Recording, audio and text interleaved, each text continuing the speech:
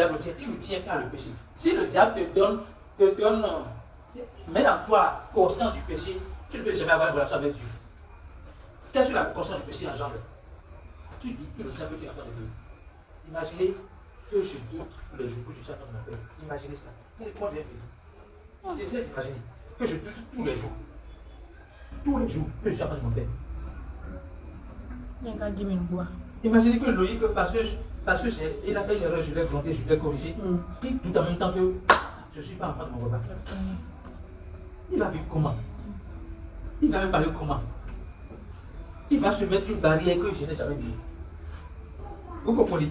Donc, nous devons être conscients que quand nous sommes en Christ, nous sommes pardonnés.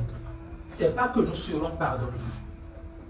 Et même, je vais aller plus loin. Nos péchés d'hier, d'aujourd'hui et même de demain qu'on n'a pas encore commis sont pardonnés.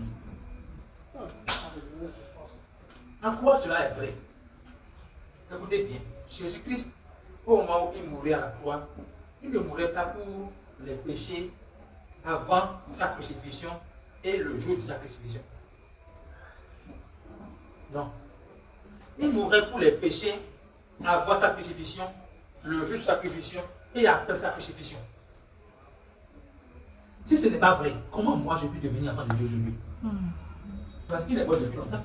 Jésus-Christ est crucifié depuis plus de 2000 ans. Mais aujourd'hui, qu'est-ce qui fait que moi je deviens enfant de Dieu? Parce que j'ai accepté ce pardon. Si ce pardon était seulement pour l'époque là-bas, comment je peux accepter ça aujourd'hui et dire que je suis enfant de Dieu? Donc, nos péchés d'hier, d'aujourd'hui et de demain sont réellement pardonnés à Jésus-Christ. Mais est-ce une licence pour dire, ah, comme mon péché sont pardonnés, même si je fais quelque chose de pardonné, est-ce une possibilité pour vivre n'importe comment? Non. L'évangile n'est pas une porte ouverte à une vie de désordre. L'évangile est une porte ouverte à une reconnaissance d'une grâce infinie qu'on a reçue gratuitement et qu'on ne peut jamais mériter par nos forces. Tu ne peux pas te pardonner. Tu ne peux pas travailler pour rechercher le pardon. On dit sans effusion du sang, il n'y a point le pardon des péchés. Et dans Hébreu, il est fait savoir que le sang des boucs et des taureaux n'ont pas la puissance pour ôter le péché. Le seul sang qui a ôté le péché du monde, c'est le sang de Jésus-Christ. Et quand je parle du sang de Jésus-Christ, ce n'est pas de liquide pour qu'on aille se laver avec le sang du sang de Jésus. Ce n'est pas de ça que je parle. Je parle de la vie de Jésus-Christ qu'il a donné afin de délivrer le monde du péché. Donc, il nous a délivrés du péché. Lorsque vous comprenez cela, je disais que le pardon des péchés est le début de la vie chrétienne.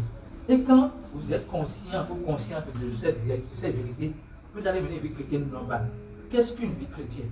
C'est la vie qui tient sur une relation avec Dieu.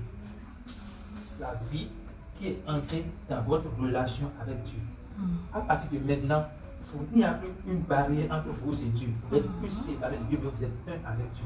Cela veut dire qu'on peut approcher Dieu en toute assurance, comme son papa. Papa qui ne juge pas, papa qui ne condamne pas, papa qui vous aime de manière inconditionnelle.